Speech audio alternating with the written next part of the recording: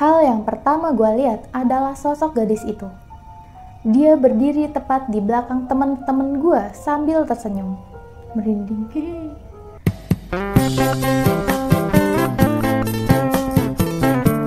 Assalamualaikum warahmatullahi wabarakatuh. Kembali lagi bersama aku Mim Channel. Gimana kabarnya? Sehat kan? Semoga yang nonton video ini diberikan kesehatan selalu sama Allah dan dimudahkan rezekinya.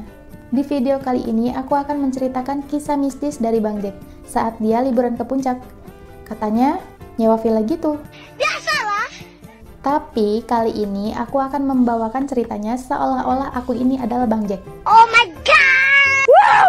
Sebelum memulai ceritanya jangan lupa disubrek-subrek ya dan tonton sampai habis.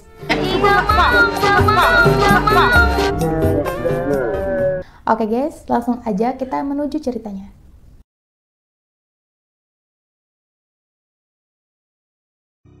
Waktu itu acaranya sih dari ide temen gawean gue gitu. Dua amat ah. Yang masih satu sip sama gue. Maksudnya sih biar agak kompak dikit. Singkat cerita, mulai pada kumpul dah tuh. Gue sama temen-temen gue. Waktu itu di kantin kalau gak salah. Biasalah. Mulai dah tuh, gue sama anak-anak membahas masalah liburan.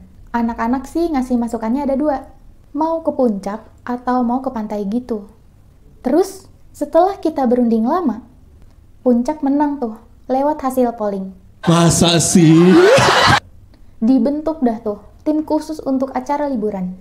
Ada yang buat narikin duit, ada yang buat nyari pila, ada yang bagian konsumsi, terus ada yang nyari kendaraan. Kalau gue sendiri sih jadi tim hore aja biar kagak ribet. Iya. Singkat cerita, waktu liburan pun tiba. Gue sama 12 orang ini melaju dah tuh ke puncak. Oh iya, harusnya 20 orang ya yang ikut. 8 orang lagi gak bisa ikut. Gak tahu deh, banyak banget alasannya. Biasalah. Setelah beberapa menit, nyampe dah tuh gue di puncak.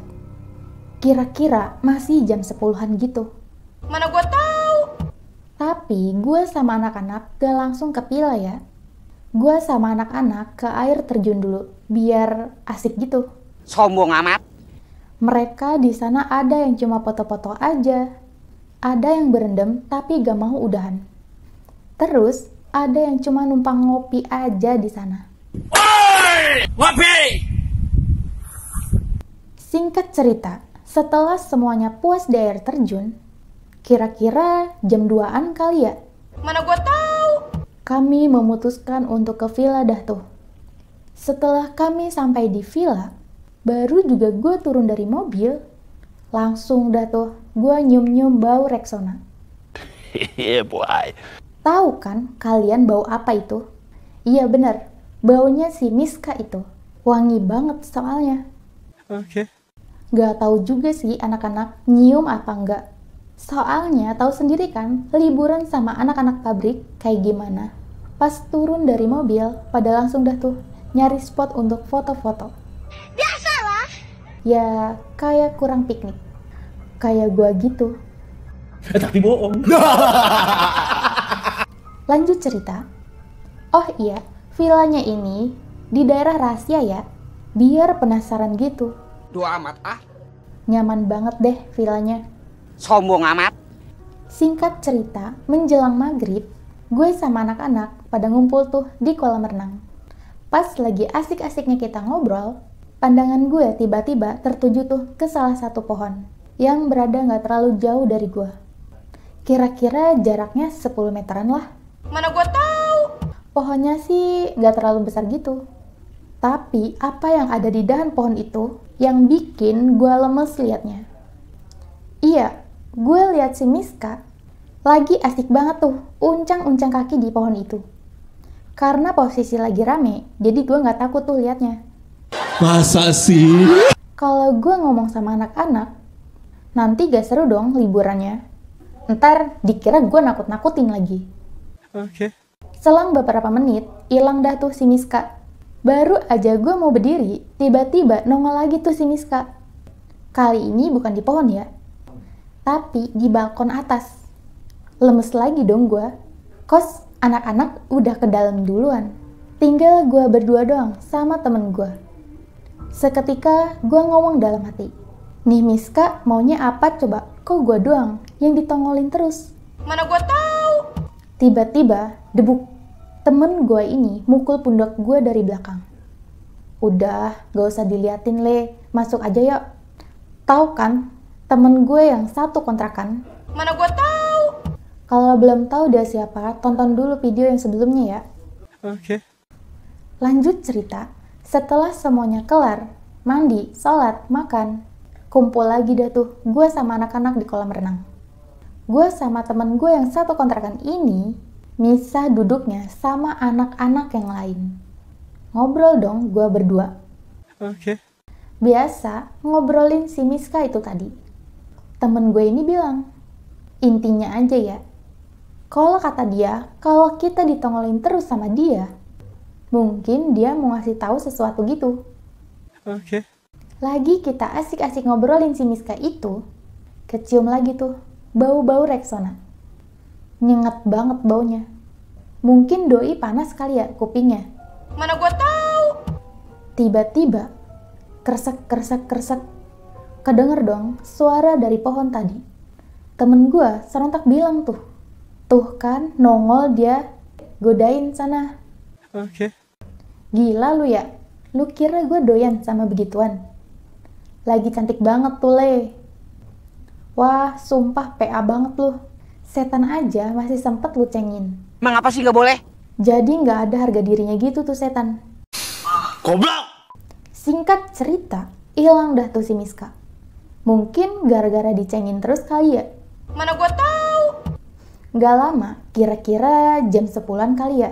Iya. Lanjut dah tuh, gue sama anak-anak mulai bakar-bakar. Barbekyuan gitu. Oh my god! Wow! Jangan dikira si Miska ini udah gak ada ya. Okay. Miska ini tiba-tiba muncul, tiba-tiba hilang, tiba-tiba muncul, tiba-tiba hilang. Gitu aja terus. Bisa muncul di pohon, di balkon, di mana aja dah yang dia suka. Okay. Karena keseringan lihat si Miska itu, jadi biasa aja gue liatnya. Soalnya si Miska itu nampakinnya nggak kayak di film-film horor gitu. Sedikit gambaran aja tentang si Miska ini. Rambutnya panjang, mukanya putih pucet gitu. Mukanya cantik kok, nggak nyeremin. Kalau itu orang, udah gue pacarin tuh si Miska. Masa sih? Singkat cerita, udah mulai pada tidur dah tuh. Gak tahu kenapa, pas gue tidur, gue seperti sedang bermimpi, seperti ada di suatu tempat. Yang dimana tempat itu seperti gak asing buat gue. Gue kayak ada di sebuah perkebunan teh, yang menurut gue lokasi itu sama persis seperti saat villa itu gue tempati. Gue ngerasa dikasih tahu sejarahnya tentang tempat itu. Di mimpi gue ngeliat sebuah rumah gubuk yang sekarang telah menjadi villa mungkin. Soalnya dari sudut pandang gue ini, gue yakin banget kalau villa itu di situ. Seketika gue ngeliat gadis cantik yang lagi keluar dari gubuk itu, terus gue coba tuh untuk manggil-manggil dia. Namun kayaknya dia nggak lihat kalau ada gue di situ. Gue panggil terus tuh sampai suara gue habis. Masih aja kagak kedenger. Budek kali ya. Mana gua tahu. Jadi kesel sendiri gue nyeritainnya. Bercanda. Lanjut cerita. Gak lama gue lihat tuh ada laki-laki datang. Kalau nggak salah 4 orang. Yang 1 orang ke arah wanita itu, yang ketiganya nunggu tuh dari kejauhan. Yang 1 orang ini lewat dong depan gue. Dan lagi-lagi gue cuma dikacangin. Padahal gue negor dia loh. Masih ingat banget gue denger perbincangan mereka. Intinya aja ya. Okay. Laki-laki itu datang ke situ untuk mencoba melamar si gadis buat dijadiin istri gitu. Namun gadis itu menolak dengan alasan umur mereka terpaut begitu jauh. Mungkin kesal apa gimana. Tiba-tiba laki-laki itu mengambil sebuah kayu dan langsung dihantamnya ke kepala si gadis itu. Sontak, gue pun langsung menuju ke arah mereka. Niat hati, gue ingin ngebantu si gadis itu. Namun, apa daya, tangan gue cuma nembus doang. Di situ gue lemes ngeliat cewek dibantai di depan mata gue sendiri. Dan di situ gue merasakan kesedihan yang sangat amat mendalam. Darah mengalir dari kepalanya. Suara teriakan minta tolong dari gadis itu masih aja terngiang-ngiang sampai sekarang. Laki-laki itu dengan bruntalnya terus menghantamkan kayu kepada gadis itu. Sampai akhirnya gadis itu tak bersuara lagi. Dan ketiga teman laki-laki itu datang, mereka berempat langsung mengubur gadis cantik itu. Bang. Dan gue pun terbangun. Hal yang pertama gue lihat adalah sosok gadis itu. Dia berdiri tepat di belakang teman-teman gue sambil tersenyum. Merinding. Teman-teman gue pun seketika langsung ngerebungin gue. Dan mereka berkata, "Kenapa lu Jack? Tidur kok teriak-teriak? Pakai acara nangis lagi, baru lihat gue ada orang tidur sambil nangis gitu." Masa sih? Di situ gue nggak bisa bicara apa-apa. Lemes badan gue sampai gue tertidur lagi. Oke. Singkat cerita, siang harinya gue terbangun tuh dari tidur panjang. Gue ngajak anak-anak untuk langsung cabut dari villa itu. Pas gue udah masuk mobil, tiba-tiba gue ngeliat si Miska itu udah nangkring tuh di kursi. Kebetulan gue tuh yang nyupir saat itu. Sempet gue diam dan berpikir, tiba-tiba, dek, gue keinget tuh sama mimpi gue. Kok Miska ini mirip banget ya sama si gadis yang di dalam mimpi gue. Dia hanya tersenyum dan menghilang. Gak lama, kita pun langsung cabut dari villa itu. Sampai saat cerita ini dibuat, Miska ini masih terngiang-ngiang di pikiran gue. Semoga kalian yang mendengar cerita ini selalu terjaga dalam tidurnya ya. Oke guys, gimana ceritanya, serem gak? Kalau kalian suka ceritanya jangan lupa di like ya. Sampai ketemu lagi di cerita mistis selanjutnya.